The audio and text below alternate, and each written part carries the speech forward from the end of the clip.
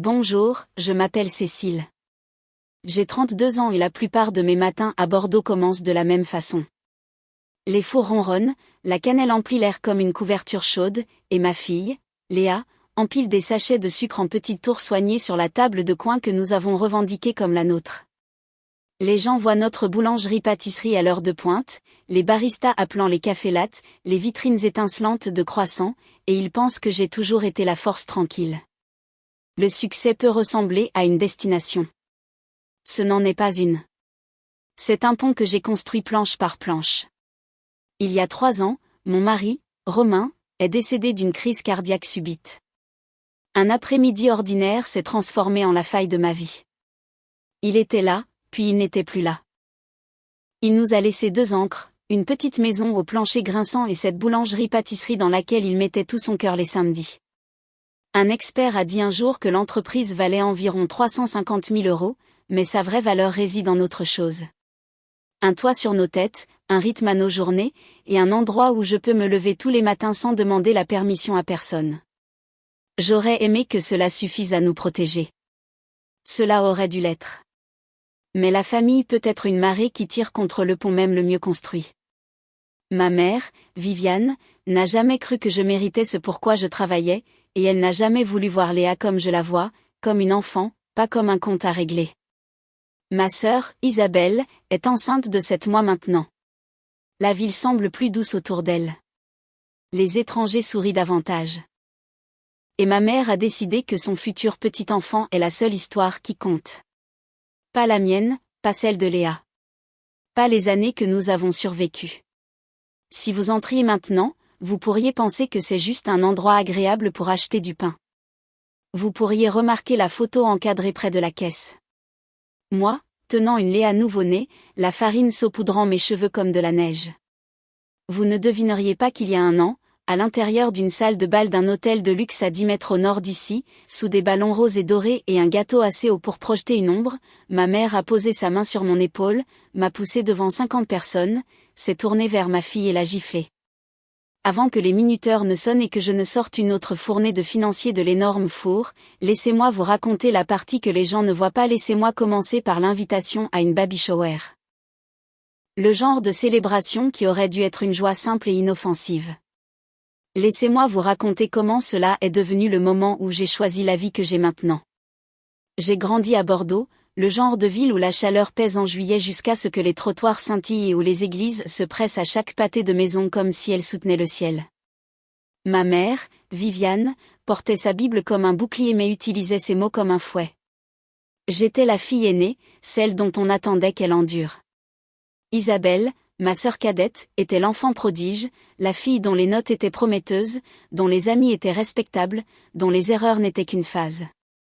Quand je respirais, ma mère mesurait l'air comme si je l'avais emprunté sans permission. C'est pourquoi, lorsque j'ai épousé Romain, cela ressemblait moins à une rébellion qu'à un salut.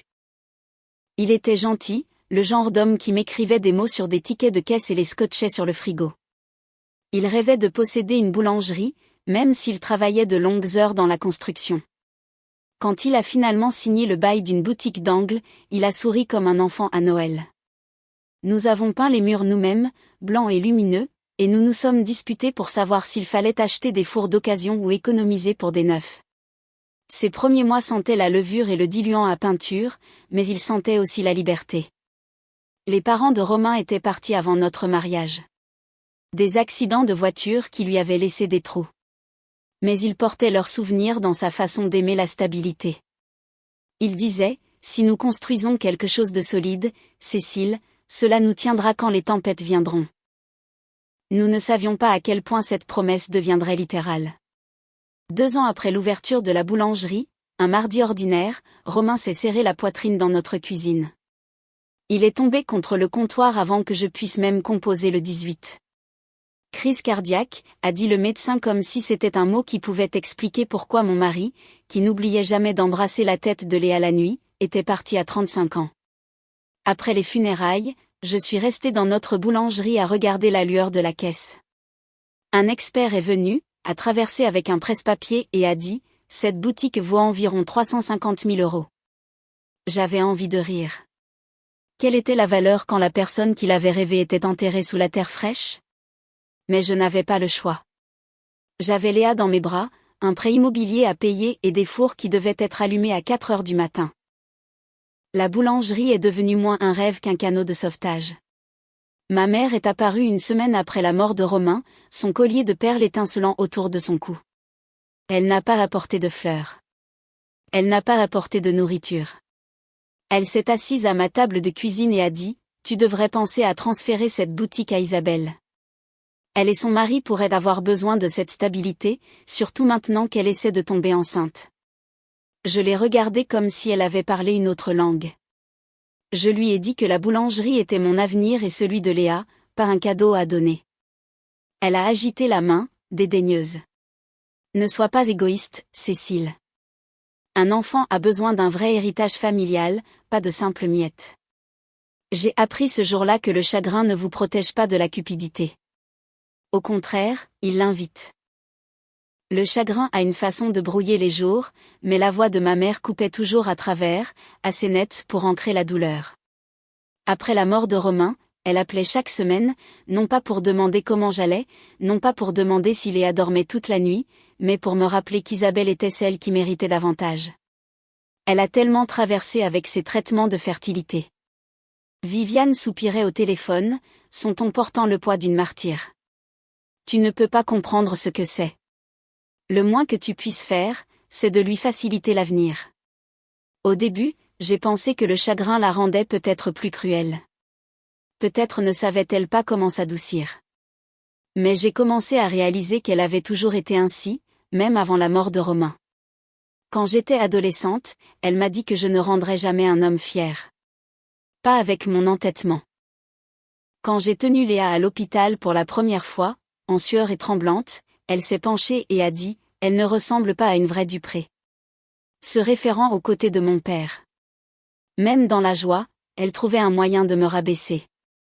Léa n'avait que 9 ans quand son père est décédé, et j'ai essayé de la protéger des arêtes vives des mots de Viviane.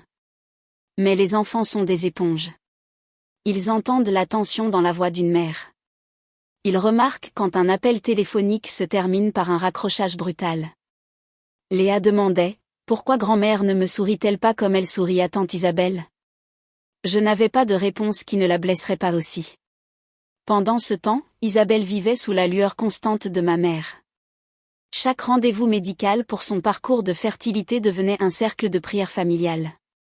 Chaque tentative ratée était pleurée comme si le monde s'était incliné. Lorsque le succès est finalement venu, lorsque le test de grossesse d'Isabelle a montré ses 2 lignes roses, Viviane l'a traité comme une écriture accomplie. Elle a appelé Isabelle, l'élu, son ventre une bénédiction, son enfant l'avenir de cette famille.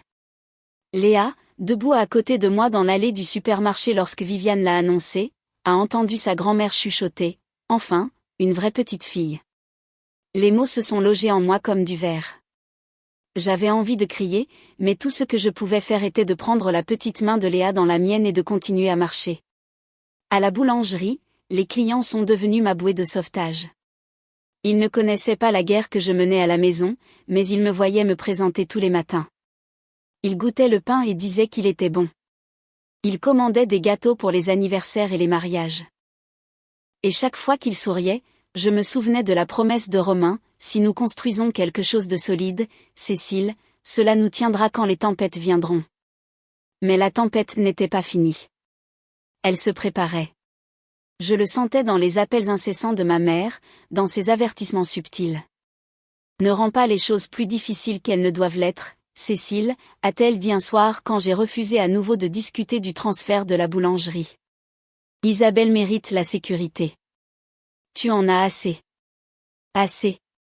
Comme si survivre seule avec un enfant et une entreprise à gérer signifiait que je ne méritais pas plus. Comme si l'héritage de mon mari était négociable. Ce mot est devenu l'étincelle. Et je savais au fond de moi que le feu prendrait à la baby shower d'Isabelle. L'invitation est arrivée dans une enveloppe crème, lourde et parfumée. À l'intérieur, des lettres pastel annonçaient une baby shower pour Isabelle dans l'un des hôtels de luxe de Bordeaux. Des ballons roses et dorés, des amuse-gueules et une liste d'invités assez longue pour nécessiter un plan de table. Il s'agissait moins de célébrer un bébé que de mettre en scène un couronnement. L'écriture de ma mère s'étalait en bas, Cécile et Léa, votre présence est attendue. Non pas demandée. Attendue. Léa a repéré l'invitation sur le comptoir. À 10 ans, elle a lu chaque mot attentivement, les sourcils froncés. On est obligé d'y aller, a-t-elle demandé, presque en chuchotant. Je voulais dire non. Je voulais la protéger des regards, des chuchotements, de la façon dont le regard de Viviane la scrutait toujours comme une tâche. Mais éviter cela ne ferait que donner à ma mère une autre arme. La preuve que j'étais la fille difficile, celle qui refusait la famille. Nous irons, ai-je dit à Léa, forçant un sourire. Nous garderons la tête haute. Le jour de la baby shower, Bordeaux fleurissait sous le soleil printanier. J'ai aidé Léa à enfiler sa robe bleu pâle, j'ai brossé ses cheveux en une tresse soignée et j'ai glissé sa main dans la mienne. Alors que nous nous dirigions vers l'hôtel, elle tripotait l'ourlet de sa jupe. Maman, a-t-elle dit, et si grand-mère disait quelque chose de méchant? Ma prise s'est resserrée sur le volant. Alors, nous l'ignorons. Nous savons qui nous sommes. La salle de banquet de l'hôtel brillait comme quelque chose sorti d'un magazine. Des nappes blanches scintillaient sous les lustres. Des centres de table de rose parfumaient l'air, et le gâteau à 3 étages se tenait comme une sculpture à l'avant. Les invités déambulaient en robe de soie et en costume sur mesure, empilant des cadeaux sur une longue table sous une pancarte dorée qui disait « Bienvenue bébé ». Isabelle était assise sur un canapé drapé de tissu doux, son ventre rond encadré par une robe fluide couleur blush. Elle rayonnait, et Viviane planait à proximité comme une reine gardant son héritier. J'ai essayé de me fondre dans l'arrière-plan avec Léa, mais cela n'a pas pris longtemps. Viviane nous a repérés et a traversé la pièce, ses talons frappant le sol comme des coups de marteau. Son sourire était fin, ses perles étincelant sous la lumière. Cécile, a-t-elle dit, sa voix portant juste assez pour que les invités à proximité l'entendent. J'espère que tu as reconsidéré ce dont nous avons parlé. J'ai gardé le menton haut. Non, mère, la boulangerie est à moi. C'était le cadeau de Romain pour nous. Je ne la céderai pas. Ses yeux ont fait un rapide aller-retour vers Léa, puis vers moi, tranchant comme une lame. Isabelle est sur le point d'apporter une nouvelle vie à cette famille. Elle a besoin de stabilité, d'une base. Tu en as déjà assez. Ce mot encore. Assez, comme un verdict. Léa s'est pressée contre moi, ses petits doigts s'enfonçant dans ma paume. Ma voix est restée stable. Ma fille et moi méritons la vie que mon mari nous a construite. Tu vas arrêter de demander. Autour de nous, les invités ont baissé le ton de leur conversation, faisant semblant de ne pas écouter tout en se rapprochant. Isabelle a détourné le regard, son sourire vacillant, mais elle n'a rien dit. L'air est devenu lourd, chaque respiration plus difficile à prendre. J'ai su alors que ce ne serait pas juste une autre dispute. Ma mère n'avait pas fini. Elle attendait seulement le moment de frapper. J'aurais dû sortir de cette salle de bal au moment où j'ai senti la tension se resserrer, mais la fierté m'a cloué au sol. Je ne donnerai pas à Viviane la satisfaction de me voir reculer. Léa et moi avons trouvé des places à l'arrière, une table encombrée de serviettes pastel et de verres d'eau pétillante. J'ai essayé de la distraire avec un tourbillon de ballons et le gâteau imposant, mais mon propre estomac se tordait pendant que les cadeaux étaient ouverts. Des petites robes, des sacs à langer, des animaux en peluche. Les invités roucoulaient et applaudissaient. Isabelle s'est tamponnée les yeux, rayonnante sous la tension. Viviane à côté d'elle, chaque hochement de tête et chaque sourire revendiquant la propriété de cette joie, mais son regard continuait de dériver vers moi, dur et vigilant. Lorsque le dernier ruban a été détaché, les talons de Viviane ont cliqué sur le marbre alors qu'elle se dirigeait vers le centre de la pièce. Elle a tapoté une cuillère contre son verre, faisant taire les bavardages. Merci à tous d'être venus célébrer ma fille, Isabelle, et la bénédiction qu'elle porte, a-t-elle annoncé, sa voix claire de cérémonie. Cet enfant fera perdurer l'héritage de notre famille. Je me suis raidie. Héritage. Le mot a atterri comme une pierre. Puis elle s'est tournée lentement, délibérément, jusqu'à ce que ses yeux se posent sur moi. Et en parlant d'héritage, a-t-elle continué. Je pense qu'il est temps que ma fille aînée fasse ce qu'il faut. Cécile, tu t'accroches à une boulangerie qui devrait légitimement appartenir à Isabelle maintenant. Elle fonde une famille. Elle mérite la stabilité. Toi, de toutes les personnes, tu devrais comprendre. Une vague de murmures a traversé la pièce. La poigne de Léa sur mon bras s'est resserrée. Son petit corps pressé contre le mien. La chaleur montait à mon visage, mais ma voix était claire, cette boulangerie était l'héritage de mon mari.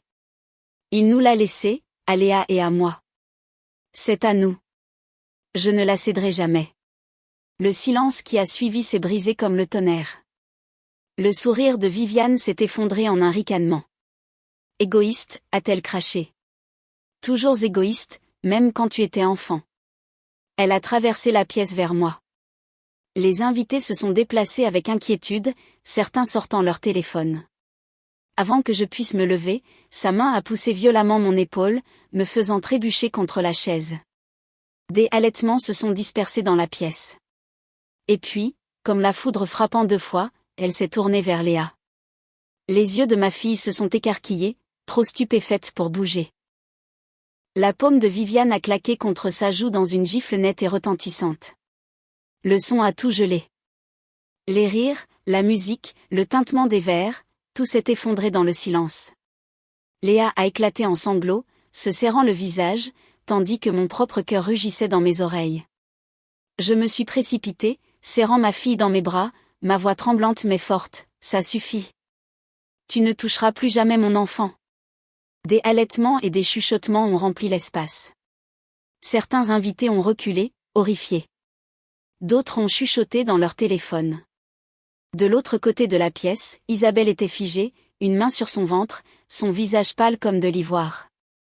Romain, son mari, s'est levé à moitié, mais semblait déchiré, ses yeux allant de sa femme à ma mère. J'ai serré Léa plus fort, ses larmes mouillant ma robe, et j'ai su une chose avec une clarté absolue, cela ne serait pas balayé sous le tapis. Pas cette fois-ci. J'ai appuyé la tête de Léa contre ma poitrine, la berçant comme je le faisais quand elle était petite, bien que cette fois, les tremblements venaient autant de moi que d'elle. Ses sanglots se sont calmés en hoquet, mais sa joue était déjà rougie, une empreinte parfaite de trahison. Ma mère se tenait au-dessus de nous, la poitrine haletante, son collier de perles tremblant à chaque respiration. Pendant un instant, elle a semblé presque surprise par sa propre violence, mais ensuite sa mâchoire s'est serrée et elle a sifflé. Tu t'es attiré ça. Cette phrase a brisé quelque chose en moi. Pendant des années, j'avais ravalé sa cruauté, son favoritisme, ses comparaisons sans fin. J'avais toléré son mépris afin de maintenir une sorte de semblant de famille. Mais l'avoir frappé Léa, le dernier morceau vivant de Romain qu'il me restait, a brûlé toute la retenue à laquelle je m'étais accrochée. J'ai sorti mon téléphone de mon sac à main, mes doigts tremblants, et j'ai composé 3 numéros que je n'aurais jamais pensé composer pour ma propre mère. Le 17. Ma voix est sortie stable, nette, ici Cécile Dupré. Je suis à l'hôtel Grand Chêne, salle de bal B. Ma mère vient d'agresser ma fille devant des dizaines de témoins. Nous avons besoin de la police ici immédiatement. Des halètements ont de nouveau traversé la pièce. Certains invités se sont déplacés avec malaise. D'autres ont chuchoté dans leur téléphone, sans doute pour raconter le scandale. Quelques-uns se sont avancés, me murmurant, offrant des mouchoirs, leurs yeux allant de Viviane à moi. Le visage de Viviane a pâli, mais elle a essayé de se reprendre, écartant les mains. « Cécile, ne sois pas dramatique. C'était un malentendu. »« Ça suffit », ai-je claqué, ma voix résonnant contre les lustres en cristal. « Tu as mis la main sur mon enfant. » Il n'y a pas de malentendu. Les portes se sont ouvertes en quelques minutes et 2 policiers de Bordeaux sont entrés, leurs uniformes nets contrastant avec les décorations pastel. La pièce s'est ouverte pour eux comme de l'eau. « Madame », a dit un officier, s'approchant de moi. « C'est vous qui avez appelé ?» « Oui », ai-je dit, mes bras toujours enroulés protecteurément autour de Léa. Cette femme, ma mère, a agressé ma fille de 10 ans. Les yeux de l'officier ont jeté un coup d'œil à Viviane, puis à Léa tremblante, puis de nouveau au cercle d'invités qui hochaient maintenant la tête, certains levant même leur téléphone. Une femme s'est avancée, j'ai tout vu. Elle a poussé Cécile et a frappé la fille. Des gens l'ont filmé. Plusieurs autres ont murmuré leur accord. La contenance de Viviane a craqué, c'est ridicule. Je suis sa mère. Vous ne pouvez pas. Mais les officiers se sont déplacés rapidement, l'un la prenant par le bras, l'autre lui expliquant ses droits d'un ton calme et exercé. Les halètements se sont transformés en silence alors qu'il lui tirait les mains derrière le dos et lui passait les menottes. Pour la première fois de ma vie, j'ai vu de la peur dans les yeux de Viviane. Elle m'a regardée, désespérée, comme si j'allais tout annuler. Je ne l'ai pas fait. Léa a enfoui son visage plus profondément dans ma poitrine alors que Viviane était escortée devant nous. « Maman » a-t-elle chuchoté, sa voix étouffée. « Je ne veux plus la voir. »« Tu ne la reverras pas » ai-je promis, la gorge serrée. « Plus jamais. » Les lumières des voitures de police ont peint des traînées de rouge et de bleu sur la grande entrée de l'hôtel alors qu'ils emmenaient ma mère. À l'intérieur, la salle de bal bourdonnait de bavardages inquiets. Certains invités se sont dépêchés de partir, serrant leurs sacs à dos, tandis que d'autres s'attardaient en cercle silencieux, leurs yeux allant de moi à Léa comme si nous étions un spectacle tragique. Isabelle était figée sur son canapé, une main agrippée à son ventre, son mari Romain, lui chuchotant frénétiquement, mais elle n'a jamais tourné son regard vers moi. J'ai soulevé Léa sur mes genoux à notre table, tamponnant doucement son visage strié de larmes avec une serviette. « Ça fait mal, ma puce ?» ai-je demandé. Elle a secoué la tête rapidement, essayant d'être courageuse, bien que l'empreinte de la gifle brûlât encore sur sa joue. « Je vais bien, maman. C'est juste. Je ne comprends pas pourquoi grand-mère me déteste. » Ces mots se sont gravés en moi plus profondément que la scène elle-même. J'ai embrassé sa tempe. « Elle ne te mérite pas, Léa. Elle ne l'a jamais fait. Ce qu'elle a fait aujourd'hui n'était pas à propos de toi. C'était à propos de son amertume. Et maintenant, elle va devoir en répondre. » Cette nuit-là, après avoir quitté l'hôtel tôt, j'étais assise à la table de la cuisine dans ma petite maison, celle que Romain et moi avions achetée ensemble. Léa dormait dans sa chambre, épuisée par les larmes. Je regardais les registres financiers de la boulangerie étalés devant moi, mais mon esprit ne se calmait pas. Je savais que je ne pouvais pas laisser cela s'estomper dans une honte familiale chuchotée. Si je ne portais pas plainte, ma mère tordrait l'histoire, comme elle l'avait toujours fait, me dépeignant comme la fille ingrate. Cette fois, il y aurait des dossiers, des preuves, une vérité que personne ne pourrait effacer. Le lendemain matin, j'ai appelé un avocat recommandé par un habitué de la boulangerie. Il s'appelait David Lefebvre, un homme calme aux cheveux argentés et aux yeux vifs. Assis en face de moi dans son bureau, il m'a écouté alors que je décrivais tout, depuis les années de négligence de ma mère jusqu'à ses exigences pour que je lui cède la boulangerie, en passant par le moment où elle a frappé Léa. Il n'a pas interrompu, a seulement hoché la tête, prenant des notes. Quand j'ai eu fini, sa voix était ferme. « Cécile, ce n'est pas seulement un différend familial. C'est de la mise en danger d'enfants et des coups et blessures. Nous allons porter plainte et nous demanderons une ordonnance de protection pour la tenir, elle et quiconque la soutient, loin de vous et de Léa. » J'ai expiré pour ce qui a semblé être la première fois depuis des années. Ça marchera? Il a rencontré mon regard avec fermeté, oui. Avec des témoins, des preuves vidéo et le rapport de police, c'est inattaquable. Elle ne pourra pas s'en sortir en parlant. Les audiences du tribunal ont commencé en quelques semaines. Entrer dans cette salle d'audience main dans la main avec Léa était surréaliste. Viviane était assise de l'autre côté de l'allée, son aura autrefois polie ternie par la tenue beige de la prison. Pour la première fois, elle semblait petite. Mon avocat a présenté des témoignages de témoins, des vidéos de téléphone où elle frappait Léa, et même des extraits de son discours à la fête où elle exigeait ouvertement la boulangerie pour Isabelle. Chaque pièce s'est empilée jusqu'à ce qu'il n'y ait plus de place pour le doute. Quand le juge a finalement parlé, le marteau a résonné comme un battement de cœur. Viviane a été condamnée à de la prison pour agression et mise en danger d'enfant. Le juge a également accordé ma demande d'ordonnance de protection permanente. Elle ne serait plus jamais autorisée à s'approcher de Léa ou de moi. Les mots ont résonné dans la salle d'audience, une rupture finale des liens que j'avais portés comme des chaînes. Je suis sortie du palais de justice avec la main de Léa dans la mienne et le soleil sur nos visages. Pour la première fois, j'ai eu l'impression que nous étions libres.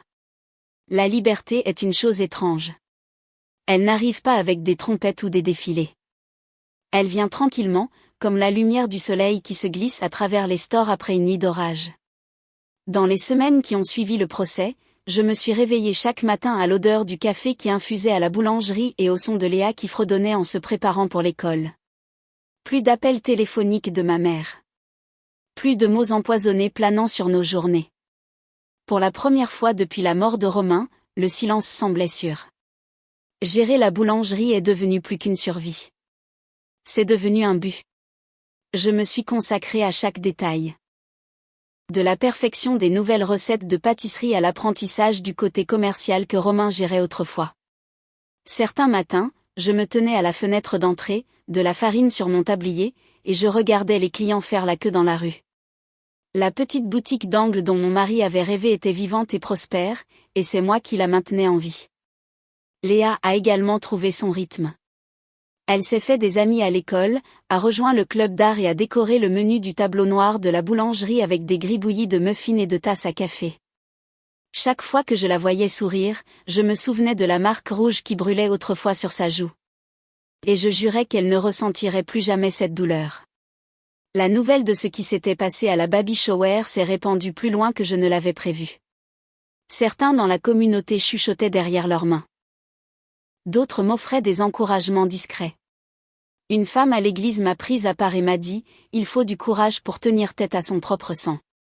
Ne doute jamais de ce que tu as fait pour ta fille. » Ces mots sont restés avec moi pendant les nuits où le doute essayait encore de s'insinuer. Un après-midi, alors que j'essuyais les tables, un homme en costume impeccable est entré. Il s'est présenté comme un investisseur local, disant qu'il avait été impressionné par l'affluence de ma boulangerie. « Avez-vous déjà pensé à ouvrir un deuxième établissement ?» a-t-il demandé. L'idée m'a surprise. Je m'habituais encore à croire que le premier était le mien, mais l'idée a fait son chemin. Pour une fois, je me suis permis d'imaginer plus grand. À la fin de l'année, j'avais élargi le menu, embauché 2 boulangers supplémentaires et commencé à économiser pour une deuxième boutique dans un quartier voisin. Chaque étape semblait être un défi aux années où on me disait que je n'étais pas assez. Un soir après la fermeture, Léa et moi étions assises dans une banquette, partageant la dernière part de gâteau au chocolat. Elle a posé son menton sur ses mains et a dit « Maman, tu penses que papa serait fier de nous ?» Ma gorge s'est serrée, mais j'ai réussi à sourire. Je ne le pense pas seulement, Léa. Je le sais. Il serait fier de ta force. Et je pense qu'il serait fier de moi aussi, d'avoir enfin appris à me tenir droite. Dehors, les lumières de Bordeaux scintillaient dans le ciel sombre. La ville était vivante et respirait. À l'intérieur, il n'y avait que nous, mère et fille, survivantes et bâtisseuses. Nous avions été testées par le feu, mais nous en étions ressorties brillantes. 1 an après la baby shower, la boulangerie sentait les roulés à la cannelle qui refroidissaient sur les grilles et les shots d'espresso qui sifflaient derrière le comptoir. L'endroit était plus fréquenté que jamais, des étudiants avec des ordinateurs portables, des couples en rendez-vous matinaux, des habitués qui commandaient les mêmes pâtisseries chaque samedi. J'avais même ouvert un petit deuxième établissement de l'autre côté de la ville. Preuve que le rêve de Romain ne faisait pas que survivre, mais qu'il grandissait. Certains jours, je me surprenais à chuchoter « On a réussi, mon amour. On a vraiment réussi. » Mais le succès n'effaçait pas la mémoire. Il y avait des nuits où je me réveillais encore des rêves de cette gifle. Le cri surpris de Léa résonnant dans mes oreilles. Parfois, elle aussi s'agitait, se tapait dans ma chambre, chuchotant « Je peux dormir ici, maman ?» Je soulevais toujours la couverture pour elle, et ensemble nous chassions les fantômes avec la chaleur de notre propre souffle. La thérapie a aidé, des séances où nous avons dit à haute voix les choses que nous gardions enfouies. La conseillère a rappelé à Léa que rien de tout cela n'avait été de sa faute. Elle m'a rappelé que protéger ma fille avait suffi. L'ordonnance de protection signifiait que Viviane avait complètement disparu de nos vies. Pas d'appel téléphonique, pas de lettres, pas même par l'intermédiaire d'Isabelle.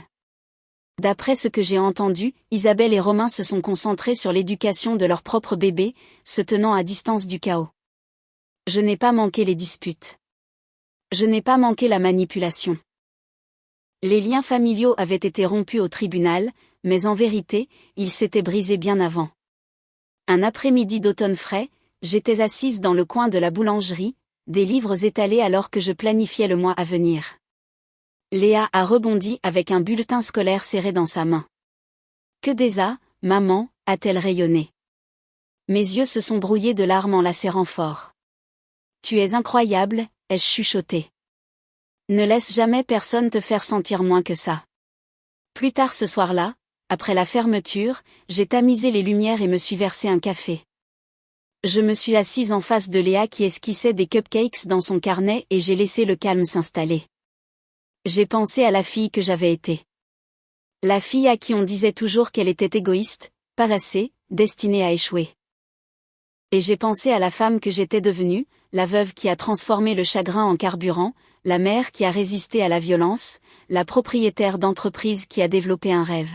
« Maman » a dit Léa doucement, interrompant mes pensées. « Tu penses qu'on sera bien pour toujours maintenant ?»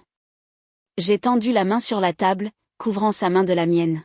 « Nous le sommes déjà, ma chérie. Nous le sommes déjà. » En fermant à clé ce soir-là, la ville s'étirait devant nous, brillante de promesses.